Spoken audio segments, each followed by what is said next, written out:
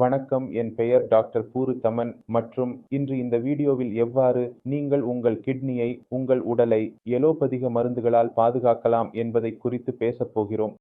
ஒவ்வொரு மாதமும் தன்னுடைய தவறுகளால் தனது கிட்னியை சேதமாக்கிய ஒரு நோயாளி வருவது உறுதி. மற்றவர்களின் பின்னணியில் காரணங்களை தேடும்போது பெரும்பாலும் அவர்களின் பின்னணியில் உள்ள காரணம் அது அவர்களின் மெர்ஜூசிலிவி மருந்து இந்தியா ஆக இருக்கிறது. இந்தியாவை தவிர்த்து வெளிநாட்டுக்கு சென்றால் அங்கு மருத்துவரின் ஆலோசனை இல்லாமல் எந்த கெமிஸ்டும் உங்களுக்கு மருந்து வழங்க முடியாது. ஆனால் இந்தியாவில் என்ன நடக்கிறது அப்படின்னாச்சு, நீங்கள் எந்த மருந்தையும் உங்கள் குறைபாடுகளை கூறி கெமிஸ்டிடம் எளிதாக வாங்கலாம். மூளை வலி ஒன்று பொதுவான சிக்கலாக இருக்கிறது.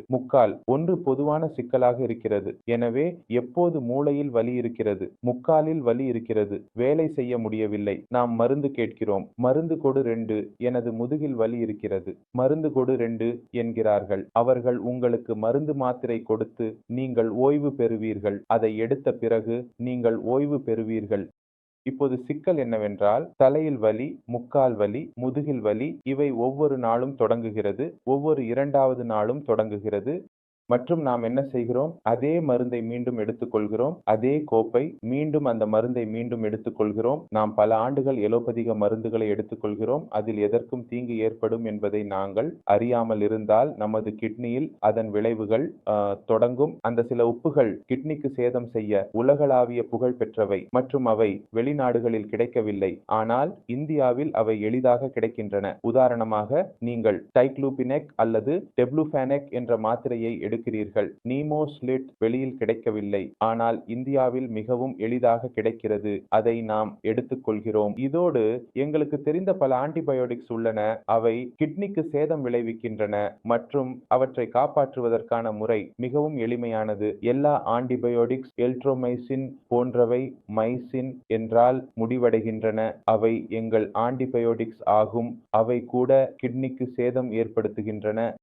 எனவே எவ்வளவு வலி குறைப்புகள் மற்றும் ஆன்டிபயோட்டிக்ஸ் இருந்தாலும் உங்கள் விருப்பத்திற்கேற்ப வாங்கி சாப்பிடாதீர்கள். ஏனெனில் இவை உங்கள் கிட்னிக்கு சேதம் ஏற்படுத்தும். இப்போது ஒவ்வொருவரின் உடல் மாறுபட்டது. ஒருவர் மற்றொரு நோயாளியுடன் ஒப்பிடுகிறார்கள். அவர் சொல்கிறார், அவர் அதை சாப்பிட்டார், அவரது கிட்னி கெட்டதில்லை, எனது கெட்டது.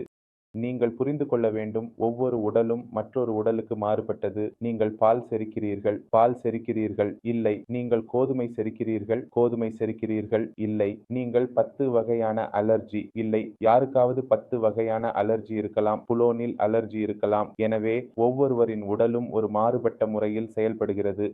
அந்த மருந்து மற்றொருவருக்கு சேதம் செய்யவில்லை என்றால் அது உங்களுக்கு சேதம் செய்யாது என்பதற்கான அர்த்தம் அல்ல.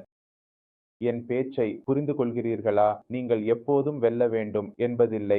இது சரி, இதை பெறுவதிலிருந்து தவிர்க்க வேண்டும். உங்கள் நோயை புரிந்து கொள்ள வேண்டும். உங்கள் தலைவலி இருக்கிறதா? தலைவலி ஏன் வருகிறது என்பது முக்கியம். தலைவலியை அழிக்க வேண்டும் என்பது முக்கியமல்ல. உங்கள் தலைவலி இருந்தால் முதலில் உங்கள் இரத்த அழுத்தத்தை சரிபார்க்கவும். உங்கள் இரத்த அழுத்தம் எவ்வளவு உள்ளது என்பதை முதலில் பாருங்கள். இரத்த அழுத்தம் உயர்ந்தால் அதை கட்டுப்படுத்தினால் உங்கள் தலைவலி முடிவுக்கு வரும்.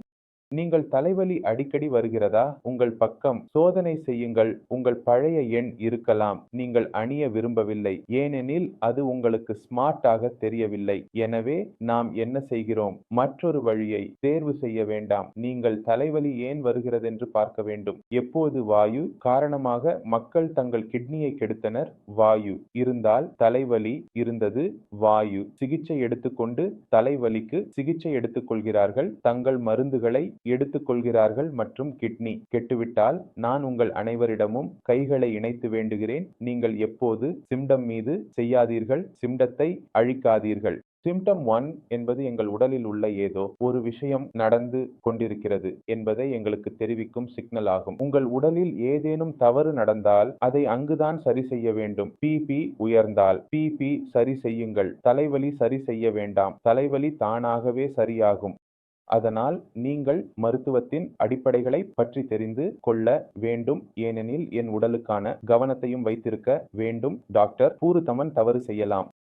நீங்கள் சிறிது அறிவு கொண்டிருந்தால் நீங்கள் மருத்துவரை தவறு செய்யாமல் தடுக்க முடியும். எனவே வலி குறைப்புகள் மற்றும் ஆன்டிபயோட்டிக்ஸ் பற்றி நீங்கள் சிந்திக்க வேண்டும். கூகுளில் பல தகவல்கள் உள்ளன. எப்போது ஒரு மருத்துவர் உங்களுக்கு குறிப்பிட்ட மருந்துகளை எழுதும்போது தயவு செய்து பாதுகாப்பான வழிமுறைகளை பாருங்கள். அதில் புற விளைவுகள் எவ்வாறு உங்கள் உடலில் செயல்படலாம் என்பதை பாருங்கள்.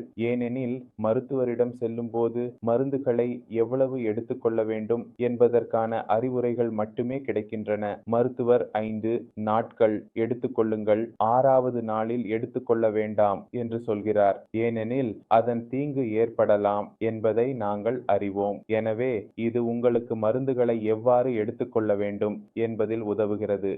ஆகவே இந்த வீடியோவிலிருந்து நீங்கள் பல விஷயங்களை புரிந்து கொண்டீர்கள் என்று நான் நம்புகிறேன். நீங்கள் எடுத்துக்கொள்ளக்கூடிய மருந்துகள் பற்றிய முழு பட்டியலை நான் விவரணம் பெட்டியில் சேர்க்கிறேன். நீங்கள் அந்த முழு பட்டியலை பதிவிறக்கம் செய்து வைத்துக் கொள்ளலாம். இது எதிர்காலத்தில் உங்கள் கிட்னிக்கு எது பாதுகாப்பானது மற்றும் எது பாதுகாப்பானது அல்ல என்பதில் உதவும். இப்போது இதற்குடன் நான் அனைவருக்கும் தேர்வு செய்யும் உரிமையை விரும்புகிறேன். அடுத்த வீடியோவில் சந்திப்போம். அப்போது வரை வணக்கம்.